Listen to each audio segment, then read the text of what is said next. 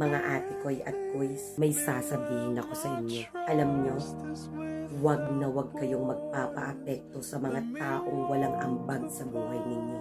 Hanggat ikaw ang nagtutusto sa kinakain mo, wag na wag kang magpapaapekto sa sasabihin sa iyo ng ibang tao. Sa panahon kasi ngayon, kung sino pa yung mga walang ambag sa buhay mo, sila pa yung mga taong maraming masasabi dyan sa buhay mo. Minsan nga mga ate ko'y at ko'ys, pag nakapag-post ka lang ng binili mo para sa sarili mo, sasabihin na kagad nila na ang yabang mo. Meron din dyan na pag hiningian ka ng tulong at hindi mo napagbigyan, sasabihan ka na kagad ng ang damot-damot mo. Pag mataba ka naman, sasabihin nila ang taba mo, para kang napabayaan sa kusina. Pagpayat ka naman, sasabihin nila na wala ka nang makain o baka nag-adik ka na.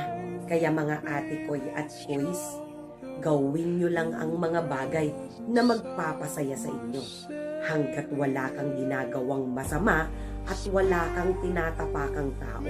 Dahil kahit saan ka man lumugar sa mundong ito at kahit anong gawin mo, may masasabi at masasabi pa din, lalong-lalo na ang mga tao na wala namang ambag sa buhay mo.